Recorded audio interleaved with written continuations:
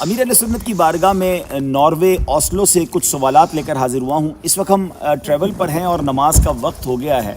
اب یہاں برف ہی برف ہے. کل رات -25 ڈگری ٹیمپریچر تھا. کسی کو وضو نہیں ہے, نماز کا وقت ہو گیا ہے, تو اب اسے اگر تیمم کرنا ہے, اب آپ یہ دیکھیں کہ اگر یہ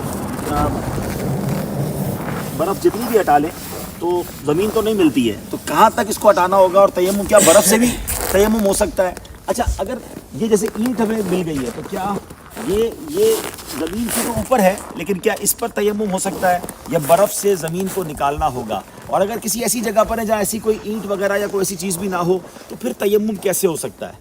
اچھا, دوسرا سوال یہ کہ اگر تیمم نہیں ہو سکتا تو کیا اس برف کو اپنے جسم پر مل لیں گے تو کیا وضو ہو جائے گا؟ کیونکہ یہ بھی تو پانی سے ہی برف ہے. سوال یہ کہ جب آپ برف پہ نماز پڑھتے ہیں تو اب یہ دیکھیں نیچے اب برف ہے, تو پیشانی کو کتنا دبانا ہوگا کہ زمین کی سختی محسوس ہو, کیونکہ جتنا بھی دبائیں ایسا لگتا ہے کہ نیچے برف اور دب رہی ہوتی ہے. بعض اوقات جیسے اب یہ ٹیمپریچر اتنا ٹھنڈا ہے کہ اگر یہاں پر پانی تو ہو مگر بہت ٹھنڈا ہو, تو کیا اس صورت میں اپنے آپ کو سردی سے بچانے کے لیے تیمم کرنے کی اجازت ہوگی؟ برف سے تیمم تو ہو نہیں سکتا.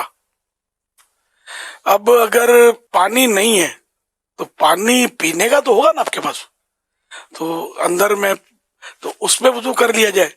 ایسے موقع پر یہ جس طرح کے مٹی کا پیالہ, اس طرح کی مٹی کی پلیٹیں بھی ہوتی ہیں, تو جس پہ پالش نہ ہو, سالڈ مٹی کی اینٹ یا مٹی کا کوئی ایسی پلیٹ وغیرہ گاڑی میں رکھ لیا جائے, پلیٹیں تو مٹی کی ہوں, ٹھیک ہے نا, تو ان سے بھی تیمم تو ہو سکتا ہے, جبکہ تیمم جائز ہو جائے. چاروں طرف 1-1 میل تک کم از کم پانی ملنے کی کوئی امید نہ ہو.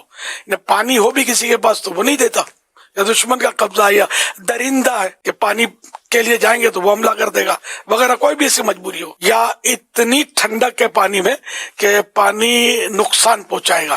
سوال کا حصہ یہ بھی ہے. تو ایسی صورتیں ہیں, اور بھی صورتیں جس میں تیمم جائز ہو جاتا ہے. تو اب ایسی صورت میں کہ جب نہ پانی ہو نہ زمین ہو اور تیمم بھی یعنی کرنے کی کوئی صورت, ایسی تیمم والی چیز ہی نہیں ہے جس سے تیمم کیا جا سکے, جو مطلب یعنی کہ نہ تیمم پر قادر ہے نہ وضو پر قادر ہے. تو اب ایسی صورت میں یا کوئی بھی ایسی صورت ہو جہاں نماز پڑھنا ناممکن ہوتا ہے, تو ایسی صورت میں نمازی کی نقل کرنی ہوتی ہے, نمازیوں جیسی ہیئت یعنی کیفیت بنانی ہوتی ہے. یعنی نماز کی نیت کے بغیر نماز پڑھ لے گا لیکن اس میں نیت نہیں کریں گے, اور بعد میں یہ نماز جو ہے یہ ادا کرنا فرض رہے گا, اس کو پڑھیں گے. تو ایسی مجبوری کی حالت میں کسی نے یہ ہیئت بنائی, نمازیوں کسی کیفیت بنائی, صورت بنائی, تو وہ گناہ سے بچ جائے گا, جبکہ وہ قضا بھی کر لیا, اور وہ قضا کا گناہ اس کو نہیں ملے گا. قضا نہیں کرے گا, خالی اسی کو کافی سمجھے گا تو گناہ گار رہے گا کہ اس کی نماز چھوٹ گئی, یہ صورت. اچھا, اب برف میں بتایا کہ جتنا پیشانی کو دباتا اتنا دبتی چلی جاتی ہے.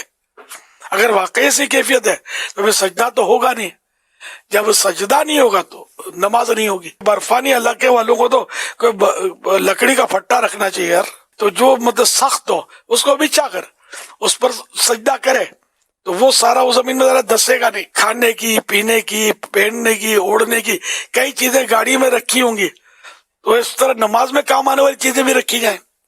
کچھ وضو کا بھی انتظام کر دیا جائے, یعنی پانی بھی ہو, اس میں گرمائش بھی ہو, تاکہ یہ ایسے موقع پر پینا بھی تو پڑتا ہے نا, تو برف تو بندہ پیے گا نہیں, پانی پیے گا, تو انتظام رکھنا چاہیے.